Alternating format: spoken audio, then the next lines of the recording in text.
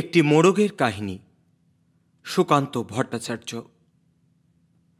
একটি মোড়ক হঠাৎ আশ্রয় পেয়ে গেল বিরাট প্রাসাদের ছোট্ট এক কোণে। ভাঙা প্যাকিং বাক্সের গাদায় আরও 2-3টি মুরগির সঙ্গে। আশ্রয় যদিও মিলল, উপযুক্ত আহার মিলল না। সুতীক্ষ্ণ চিৎকারে প্রতিবাদ জানিয়ে গলা ফাটালো সেই মোরগ ভোর থেকে সন্ধে পর্যন্ত।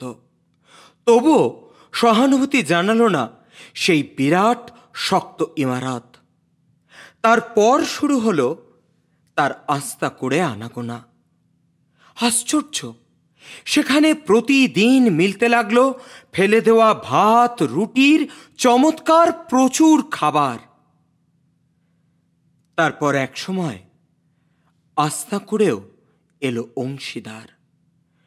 ময়লা, ছেঁড়া, ন্যাকড়া পড়া 2-3টে মানুষ।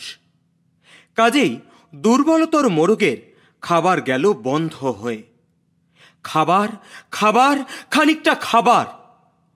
অসহায় মোরগ খাবারের সন্ধানে বারবার চেষ্টা করল প্রাসাদে ঢুকতে। প্রত্যেকবারই তাড়া খেল প্রচণ্ড।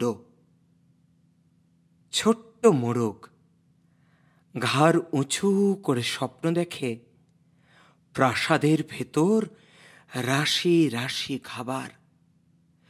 তারপর সত্যি সে একদিন প্রাসাদে ঢুকতে পেল। একেবারে সোজা চলে এলো ধপধপে সাদা দামি কাপড়ে ঢাকা খাবার টেবিলে। অবশ্য খাবার খেতে নয়, খাবার হিসেবে।